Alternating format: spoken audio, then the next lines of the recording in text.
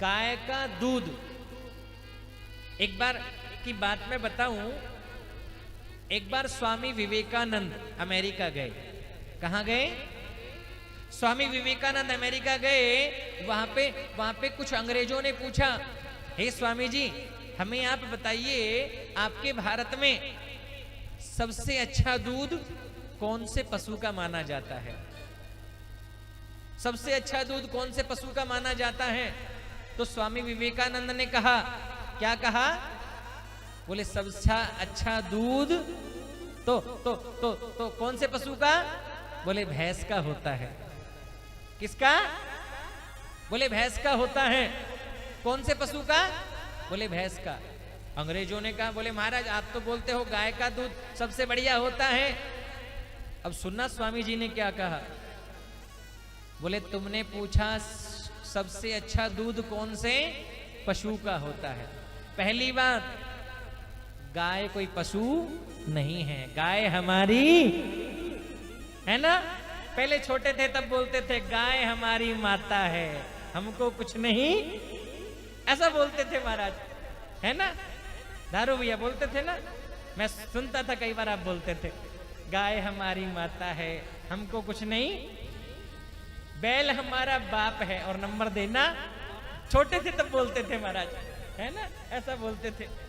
लेकिन गाय हमारी, स्वामी जी ने कहा आपने पूछा है कौन से पशु का दूध बढ़िया है। पहली बात तो गाय पशु नहीं है, गाय हमारी माँ है। और गाय का दूध दूध नहीं होता, गाय का दूध तो अमृत होता है। जो गाय के दूध का सेवन करता है उसके शरीर की अनेक बीमारियों का नाश अपने आप ही हो जाता है।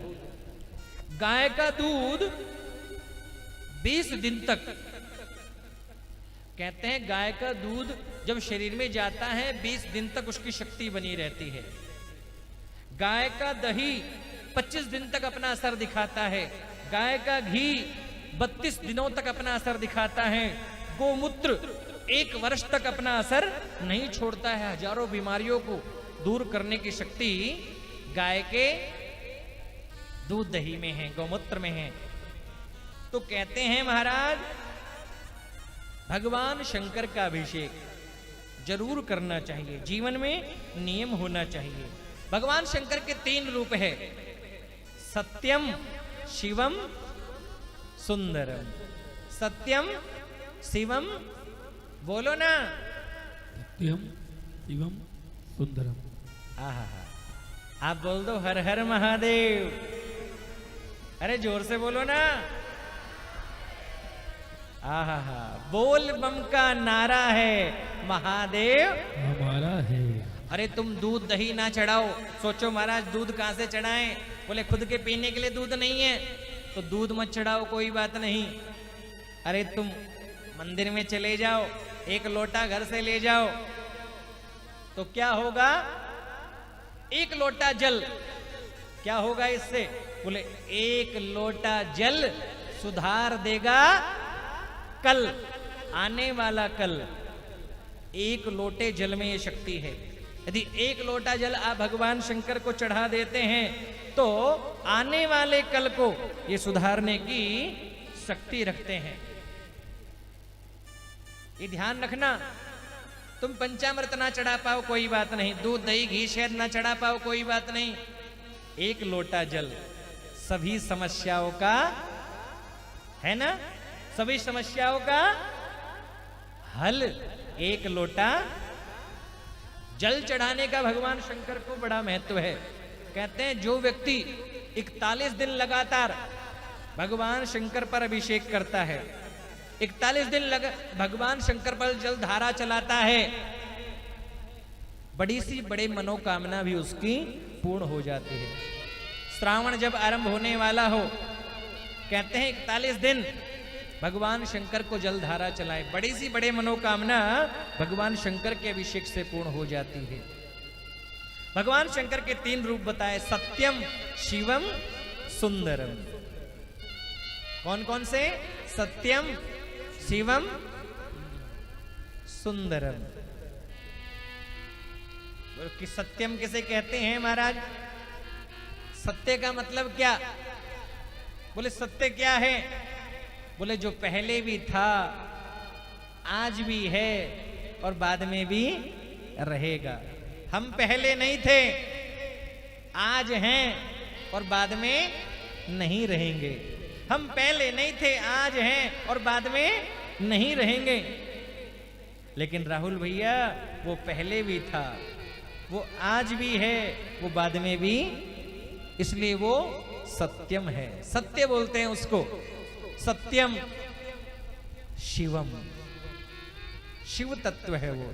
शिव, शिव किसको बोलते हैं महाराज? जो कल्याण करता है।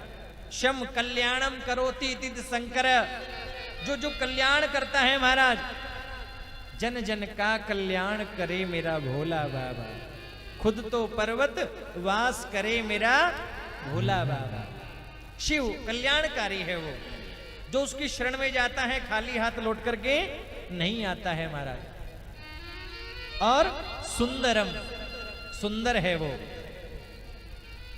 कहते हैं भोलेनाथ से सुंदर कोई नहीं है कि नहीं? आप रोज बोलते हो कि कर्पूर गौरम करुणावतारम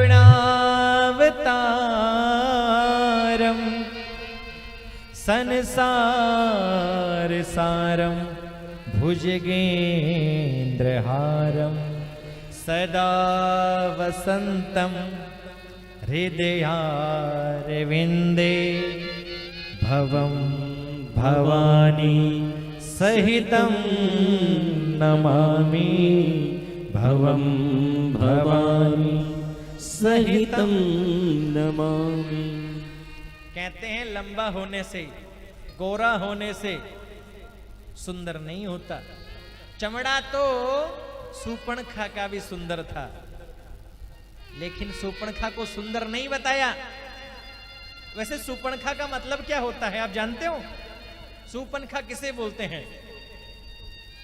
एक संत ने बताया था मुझे, बोले बेटा सूर्पणखा का मतलब जानते हो आप? नहीं गुरुजी। तो बताया, बोले शूर्प इव नखा यस्य सह सूर्पनखा। मतलब गुरुजी, बोले जिसके नाखून सूप के जैसे लंबे लंबे हैं वही सूर्पनखा है। अब देखो अपने हाथ, यहाँ पे तो सब देवी बैठी है महाराज। मैं तो कई जगह बाहर जाता हूं तब मैं देखता हूं कई माताएं चरण छूने के लिए दौड़ती है तो कई बार तो पांव में नखून चुभ जाते हैं। हाँ, नखून छोटे होने चाहिए और केश बड़े होने चाहिए। एक समय था, कहते हैं लोग, हिंदू की पहचान थी चोटी, है ना? एक समय था लोग गर्दन कटवा लेते थे लेकिन चोटी नहीं कटवाते थे। क्यों बाबूलाल जी, है ना? लोग गर्दन कटवाते थे, चोटी नहीं कटवाते थे। लेकिन आज भाइयों की चोटी गायब हो गई, कोई बात नहीं, आज तो बहनों के सिर से भी चोटी गायब हो गई है महाराज। हाँ, भाइयों की चोटियां गायब हो गई, कोई बात नहीं, आज तो बहनों की चोटियां भी गायब हो गई महाराज। कहते हैं माताओं का श्रृंगार है केश, केश जरूर होने चाहिए। और कहते हैं पूजा में खुले हुए केश नहीं रहने चाहिए, सर पे पल्लू होना चाहिए। ये सभ्यता है, ये संस्कृति है, ये संस्कार है। जब बहू घर में लेके आओ तो कार वाली लाओ या मत लेकर के आओ। आजकल होता है रिश्ता करने जाते हैं तो बोले क्या कोई मांग है? बोले हाँ, एक गाड़ी चाहिए। और कौन सी गाड़ी मांग रहा था मनीष भैया फोन पे? बड़ी वीडियो वायरल हुई थी उसकी। हाँ, बोले क्रेटा चाहिए, फौज में लगा है बेटा, फौज में लगा बेटा इसलिए मिलेगी क्रेटा। क्रेटा चाहिए, गाड़ी चाहिए, फ्रिज चाहिए, टीवी चाहिए, एसी चाहिए, कूलर चाहिए। ये तुम मांग रहे हो तो समझ लो तुम बेटे का रिश्ता नहीं कर रहे, बेटे का सौदा कर रहे हो। बेटे को बेच दिया।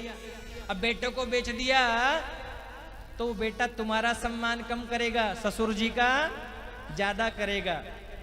हाँ, वो तुम्हें कहेगा पापा और उसको कहेगा पापा जी। पापा जी, इधर बोलेगा मम्मी, उधर बोलेगा मम्मी जी। और पापा जी मम्मी नहीं, मम्मी जी नहीं बोलेगा तो इधर ये चंद्र घंटा तुम्हारा घंटा बजा देगी। हाँ, इसलिए बोला, बोले तुम कार वाली बहू लाओ या मत लाओ, लेकिन संस्कार वाली जरूर लेकर के आओ महाराज। कथाएं तो आप सुनते ही रहते, इस कथाओं के माध्यम से हम कुछ लेकर के जाएं, ये जरूरी है। बड़ी बड़ी भारी कुरीतियां हैं ये। आज महाराज बेटियों को कोख में मार दिया जाता है। कितना संघर्ष करना पड़ता है बेटी को जन्म लेने के लिए। क्यों? ये नहीं कि बेटी को हम खिला नहीं सकते, पिला नहीं सकते, पढ़ा नहीं सकते, लिखा नहीं सकते। इन क्रेटा जैसे लोभियों के कारण ही लोग बेटी को जन्म ही देना नहीं चाहते हैं महाराज। बहुत जरूरी है। अरे तुम सोच करके देखो, हमारी जेब में एक पेन लगा होता है, कोई पेन मांगता है, हम पेन उसे नहीं देते हैं। हम अपना पेन उसे नहीं देते। कितने दिलवाले होते हैं एक कन्या के माता पिता, जो अपने कलेजे का टुकड़ा, जो बेटी एक सेकंड एक मिनट कॉलेज से, स्कूल से, ऑफिस से आने में देर हो जाती है, उस बेटी को 1 मिनट में ही पराया कर देते हैं महाराज। अरे जिसने अपने कलेजे का टुकड़ा दे दिया, उससे तुम क्रेटा मांगते हो, तुम उससे फ्रिज मांगते हो, तुम उससे कूलर मांगते हो, तुम उससे एसी मांगते हो। ऐसा नहीं होना चाहिए। आज पैसे का भूत इतना सवार है लोगों पर, किसी भी तरह से पैसा पैसा पैसा पैसा। लिखा आदमी की शक्ल से डर रहा है आदमी, आदमी को मार कर घर कर रहा है आदमी। वो पिता किसी ना किसी तरीके से तुम्हें गाड़ी भी दे देगा, लेकिन जीवन भर वो घुटता रहता है, अपना मकान बेच देता है, अपनी जमीन बेच देता है, अपनी जायदाद बेच देता है। क्यों? कि मेरी बेटी खुश रहे, मेरी बेटी को कभी कोई तकलीफ नहीं आए।